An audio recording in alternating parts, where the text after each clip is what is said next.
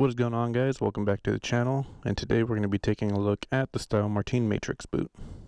Now before we get into what I like and what I don't like about the Matrix boot, we're just going to take a general look at it. As you can tell just by staring at it, it's a very motocross adventure touring inspired boot. Except instead of being heavy on the plastics, you have a very traditional construction. You're going to have a full top grain leather upper. It's going to come about mid shin height. Then you're also going to get nice little leather shift pad, some nice reinforcements right here in the heel, as well as this accordion stitching right here in the back of the ankle and right here in the front where the tongue would normally be. And this is going to help a lot with mobility when you're, using your controls or just generally walking around. Now as far as protection, you're going to get a lot of it in this boot. I'm going to start off with your molded TPU toe box, so you're gonna have a nice little cup of hard TPU there, as well as back here in the heel you can have your nice molded TPU cup for the heel. And then for a shin protector, you're gonna get this large piece of TPU, so you can kind of see it right here reflecting in the light. Goes around here and comes up here, and it's this entire front face, so you're gonna get some good protection there.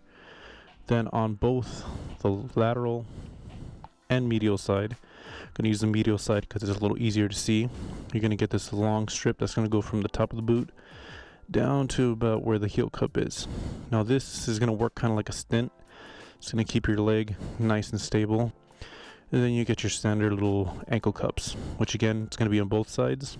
Then for the last little bit of protection, you're going to get this little pop of reflectivity. That's the only little piece of reflective you're going to get on this boot, but it's in a very good spot, and it's actually going to be visible from the rear. Now as far as getting in and out of the boot, like I said, it's a very motocross ADV inspired boot, so you can have your traditional buckles, which are going to come off really easily, and then you're going to have this large Velcro patch. It's going to make it really easy to get in and out of this boot really quickly. Now for the sole, as you can tell, it's going to be a stitch down style boot. It's as far as I can tell, they call it the ideal stitch. Not really sure what that means, but as far as I can tell by looking at it, as you can see here, leather strip right here, you got this shiny little piece of what I assume is some sort of plastic. Then you get the rubber. So my thinking is that the upper is stitched down to this shiny plastic part, which you can consider sort of like a welt, which then the sole, this bottom rubber part, is glued to that. So you should be able to get these pretty easily recrafted from any cobbler. But as far as the actual sole, you're going to have a Vibram sole. You have it nice and stiff right here in the middle of the foot, so you can actually stand on your pegs, and that part's not going to wear out very quickly, with the constant rocking back and forth. And then you have this very aggressive tread, which is going to provide you with a lot of grip in oily and wet situations. So very good sole on this boot. Okay, so now we got the general overview out of the way, let's get into what I like and don't like about the boot. Before I do that, I do want to mention a couple things about this boot that, in my opinion, you can't really put them in a bad category. They are a little bit negative, they're not bad or terrible, but it's just something to keep in mind. It's just the form factor of the boot, it's just the way the boot is because the style of boot it is. You can't put it in the bad category because that would be sort of unfair. You should already know what you're getting into if you're buying this style of boot. And first things first is that this is going to be a very stiff boot. You do have a lot of leather here. You have, doubled up panels, various parts of the boot. And when you have this much leather, you're going to kind of have to expect it to be not the most flexible thing in the world. Because of the added protection here up at the top, and the amount of leather you have, it is going to feel like you're walking with stints. But it's not bad. After it breaks in about 600 miles, you'll be pretty good to go. And then kind of factoring into the amount of leather, it is going to be a very vague feeling boot. You do have this very thick, chunky, heavy treaded sole with all this leather up here, especially in the contact zone. So you're going to have a little bit of a vague feel of your controls, but it's not what I would consider dangerous, and again, you are going to get used to it. Now the last thing you should kind of understand going into buying these boots is the waterproofing, or more accurately, the water resistance.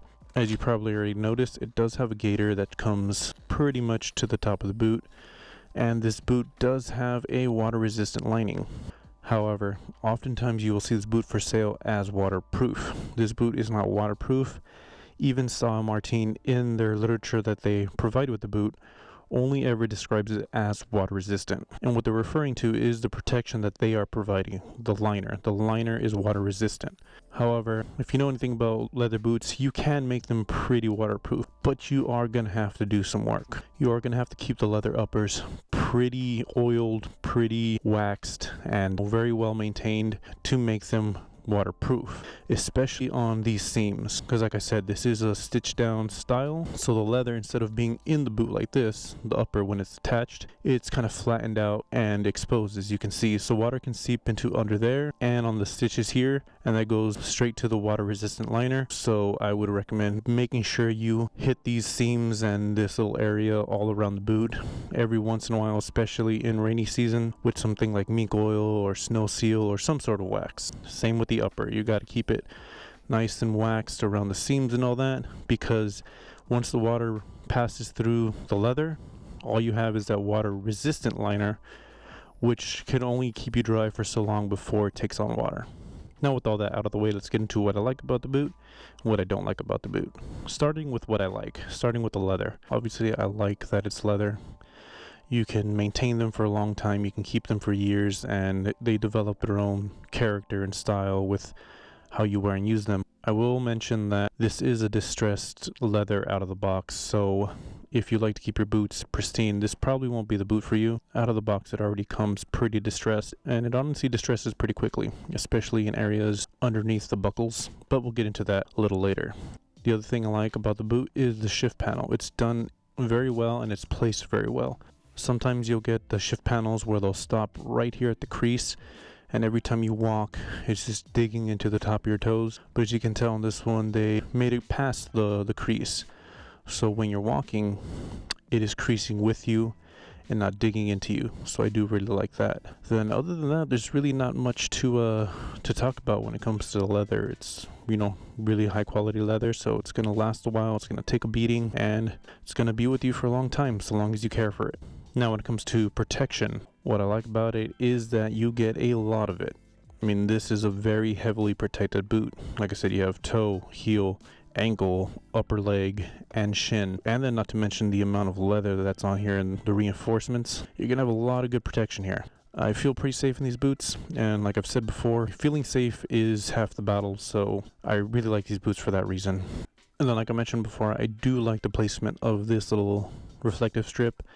When you're on the bike, your pants will ride up a little bit, so light's gonna hit it, people are gonna see it, and it's pretty well done. Sometimes these are placed in awkward places that don't make any sense. You know, the pants cover them or they're not angled properly. This is done right. As far as the negative side, all I can say is really that I don't see anywhere that it's CE rated. I would expect a boot with this much protection to be CE rated, but I can't find that it is. I don't really know how important that rating is. I don't know if that means all this is just for show and it's gonna go to hell if you ever get in a crash, but that's the only negative thing I can say. And now when it comes to the closure, this was actually one of the reasons why I bought these boots. I commute every day and I don't really like dealing with laces. I like quick on and off, so seeing this made me really consider this boot and was one of the ultimate reasons why I bought it. Now, like I said, it is very ADV inspired, so you are going to have two buckles here and the Velcro patch, and it's pretty simple. You just open it up, take off the Velcro, and you're in. And then as far as this Velcro patch up here, what I do like about it is that it is not overly huge. I do have some other motorcycle boots where this Velcro patch extends all the way, almost all the way down to the boot.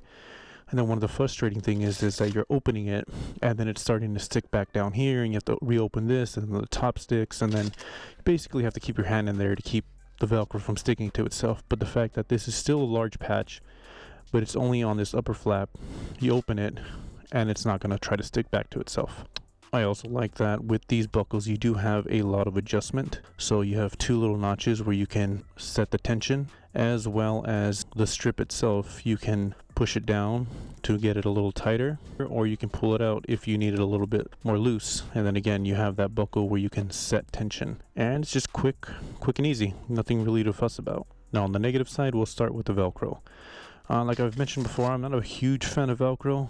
I mean, it works, it's fast, it's easy, but in my experience, Velcro always wears out, especially if you're opening and closing it as much as I'm going to be doing as the daily commuter on a motorcycle. This is kind of a weak point in my opinion. It's going to wear out eventually. This isn't going to get full of, debris or other little fuzzy things.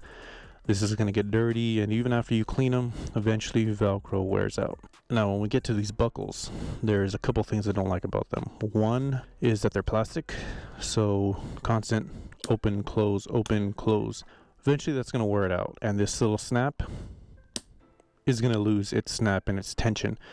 Eventually it's just going to easily pop open. A lot of motocross and ATV boots do sell replacements, so you can replace these, but on the Styl Martin you cannot. They are just kind of like a one-piece deal. They don't sell replacements for them, so that's one negative I do have to say about these buckles. I like them, but I don't know how long they're gonna last. They have a lot of moving parts, plastic on plastic, and they're gonna wear out eventually. The other thing I don't like about these buckles is that they dig into the leather a lot. Underneath this flap, you'll see how I put all this green tape. That's me attempting to keep certain parts of the buckles from digging too much into the leather. As you can see, they dig in a lot right here, and then in this area. You have this part of the buckle right here that's constantly digging into there when you're riding and moving back and forth. And then under this flap, you have these two little metal pieces which do protrude. As you can see, they were digging into my boot, so I put the tape there to kind of mitigate that. It looks like it worked a little bit, but it's just another thing I don't like. It's a wear stress point, and yeah, I don't know if it's ever going to dig through the boot or ever cause any actual problems, but just keep that in mind.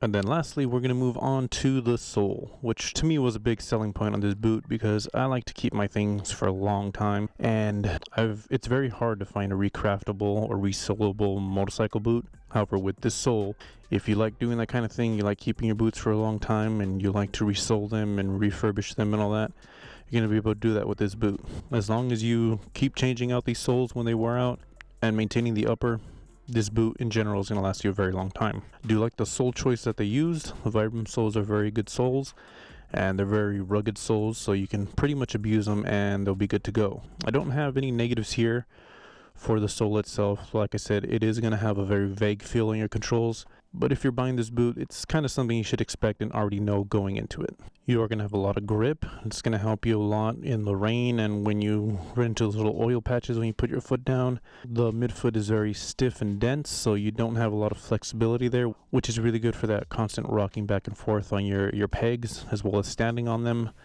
And it's just going to wear very well. If I had to pick one negative thing about this boot as far as the sole, it would be the way it's stitched. It's a stitch down sole, which means that it makes it a little easier for water to get into the boot. But then again, if you did a traditional style stitching like a Goodyear welt or anything like that, you would be drastically increasing the price of this boot. So can't complain too much about it, but that would be my only nitpick.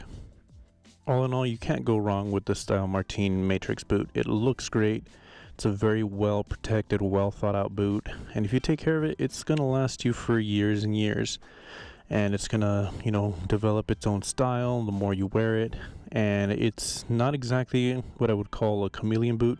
If you wear this boot under some jeans, these buckles and this shift pad are gonna give it away as a motorcycle boot, but it's going to be a pretty stealthy boot compared to some other options you have out there, especially with this level of protection. Like I said, it's a very traditional looking boot, or traditionally made boot, and these buckles are black, so they kind of blend into the boot. And overall, I've been pretty happy with these boots. It's nice, especially when you're riding during the cold, because you got a little bit more warmth protection up here because the boot is so high. And this is plastic underneath the leather, so you get a little bit more warmth there. Your legs don't feel as cold. Just more of a byproduct than anything. The water resistance is really great, especially if you get caught in a quick little downpour. You got all the protection like I mentioned. It's a quick in and out boot, especially if you ride every day and you have to constantly take these on and off. It's not going to be a hassle. Then these soles are good to go. That's pretty much all you can say about them. They're solid soles, and they're going to provide you with a lot of grip and a lot of wear. And that's going to wrap up my review of the Styl Martin Matrix boots. If this review was helpful, don't forget to leave a like or comment letting me know so I know to make more of these reviews. Try to find a review on the Styl Martin boot. Can't really find any that aren't from dealers, which are more overviews, so figured, I own them. ride them. These boots have about, I want to say, almost 1,000 miles on them already. So figured, you know, why not provide a rider's review of this boot? So if you like it and it's helpful, go ahead and like, comment, and subscribe, and I'll see you guys in the next review. Later.